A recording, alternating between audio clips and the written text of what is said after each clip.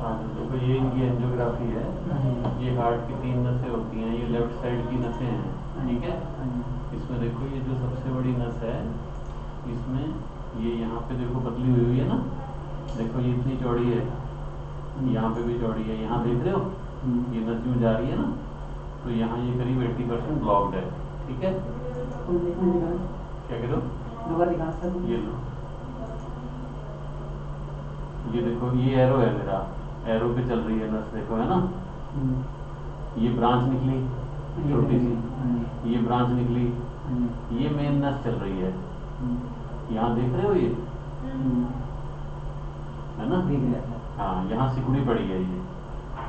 तो left side तो ये है ब्लॉकेज, जो इनको अटैक हुआ था वो ये देखो, ये वही नस दिख रही है तुम्हें दोबारा, ये देखो ये दिख रही है ना यहाँ पर, ये वही नस है जहाँ ब्रांच निकलने के बाद थी, देख रहे हो। और इसके बाद ये काफी नस पड़ी है, मतलब ये इतनी लंबी नस है, यहाँ तक नीचे, यहाँ तक नस है ये, है ना। और ये राइट साइड वाली नस है, ये देखो इसमें हल्की फुल्की ब्लॉकेज है, मतलब आप समझ लो जो 70% से कम है, तो उसको अभी कुछ नहीं करना है, अभी दवाइयों पे चल जाएगी वो। लेकिन वो जो है लेफ्ट साइड वाली वो 80% है, और हमारे हिसाब से तो उसमें स्टेंटिंग होनी चाहिए, जाकि जैसा आप बताओ। देखो इस नस में आप देखो अगर ध्यान से,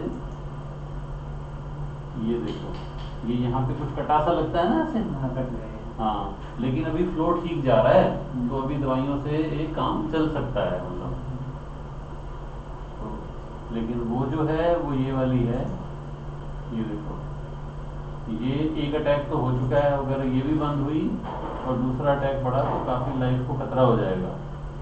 ये इतनी चौड़ी होने से इतनी रह जाती है ये, बाकी जैसे आप बताओ वैसे करते रहेगा। नहीं सर, मैं बीच में आपको दिखाता रहूँगा ना सर, तो बाद में डलवा लेंगे तो कभी भी बन जाएगा। नहीं यार, ये बंद डन तो कभी भी जाएगा, बट अगर ये बंद हो गई तो हार्ट अटैक पड़ेगा, फिर डालने से भी लाइफ का तो रीजन क्या है सर, एज भी ज़्यादा होगी इनकी सर। कितनी एज है इनकी 60 ईयर्स? नहीं 60 नहीं है सर, 76-70 साल की है सर। नहीं वो कर देखो एज से तो ऐसे है ना। नहीं सर, मैं आपको नहीं, आप भी मेरे से सीनियर हो, मैं तो नहीं, पर मैं जैसे कंसल्ट करता रहूँगा, बीच में आप एंजियोग्राफी वगैरह सब कुछ करवाता रहूँगा, ठीक है।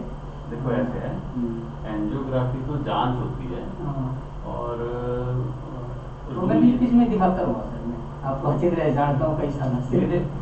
मेरे जानने से या उस होने से हार्ट अटैक का खतरा खत्म नहीं होता है। मैं तो आपको सिर्फ इतना बता सकता हूँ कि मेडिकली इसको होना चाहिए, पर कई लोग, अब अगर आप ये चूज करते हो कि दवाइयों पे रहना है तो हम दवाइयों पे रख देंगे, वो कोई बात नहीं, बट आपको रिस्क समझ होना चाहिए। हम जो ये बात कर रहे हैं ना, इस कमरे में उसकी रिकॉर्डिंग भी हम इसलिए कर लेते हैं नहीं सर, कि हमने बता दिया आपको, रिस्क आप समझते हुए डिसीजन आप कोई भी ले सकते हो, वो आपका राइट है डिसीजन लेना। आप हमसे कोई सीडी चाहो, रिपोर्ट चाहो, हम वो भी देने को तैयार हैं, किसी को दिखानी हो, राय लेनी हो, बट हम आपको मतलब अपने को समझ देखिए, एक आदमी कहता है बाइक चलाऊंगा, दूसरा कहता है भी हेलमेट डाल ले, वो कहता है बिना हेलमेट चल लूंगा मैं, हेलमेट तो बिना हेलमेट भी काम चल तो जाता है, ऐसा तो नहीं है। लेकिन हाँ, तो इसलिए मैं बता रहा हूँ कि सेफ्टी इसमें है कि इसको करा जाए, बाकी जो आप डिसीजन लोगे वो हम करेंगे। आपको क्या करवाने में क्या फाइनेंस की दिक्कत है? नहीं फाइनेंस कुछ नहीं, फाइनेंस की कोई दिक्कत नहीं, पर सर रीजन क्या है ना, देखो ये दवाइयों से भी मान लेते अभी इतना है प्रोसेस, 70% से कम होती है ना जो, वो तो दवाइयों से हो जाती है, जो 70 से ज़्यादा होती है ना, उसमें रिस्क रहता है कि वो कहीं ना कहीं बंद ना हो जाए, और हार्ट अटैक जो है वो लाइफ को डेंजरस होता है। इनकी ना हार्ट की पंपिंग भी कुछ कम हो गई है, इको में 30-35% ही पंपिंग रह गई है, तो ये और झटका सह नहीं पाएंगे, इसलिए आइडली इसको होना चाहिए, इट शुड बी डन, ठीक है।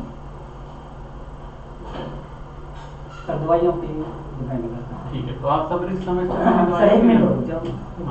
2 सेकंड में अभी आता है, कहाँ से अभी यही आपको 1 सेकंड बात करनी है? अच्छा हाँ, कर लो, आप कर लो, डिसाइड कर लो, उसमें कोई ऐसी इमरजेंसी नहीं है।